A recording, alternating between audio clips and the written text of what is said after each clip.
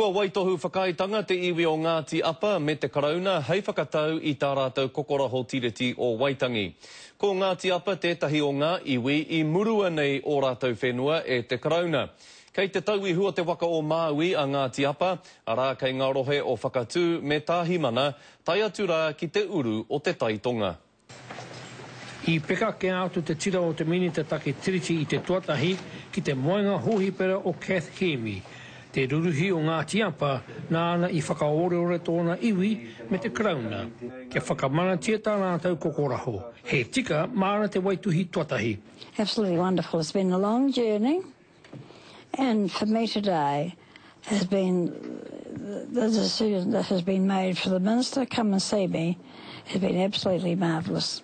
No muri ke mai I te waituhitanga a te ruruhi nei I tā rātou kokoraho. Kātahi anō te tira o te minita ka whakaeke ki o maka marae. Te whakaoti te waituhutanga o tā rātou kareme. She's been so responsible for creating once again a Ngāti Apa identity, and it's a hugely significant achievement. They were scattered and she's brought them back, and so she's not here but her spirit is. Ko te whakapono a ngā uri o kura haupo waka a Ngāti Apa ki te rātō, e rā whakahirehera tēnei mō rātau I te mea kua hipa te rua te kautau I a rātau e tatari ana kia tutuki kia waitohu tā rātau kareme raupatu. Nā te kaha o tō tātou nei kuia mō rehu a Kath Hemi, nāna tonu tēnei kaupapa e kokiri.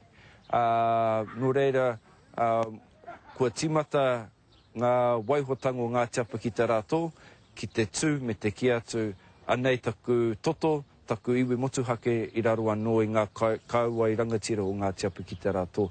Ko te tino kaupapa kei moe te aurora o Ngāti Apa I nei, he hanga I tētahi māhere hei tā rātou, hei whakamahi I te hua o tā rātou kokoraho. Joe Glenn, Te Kadere.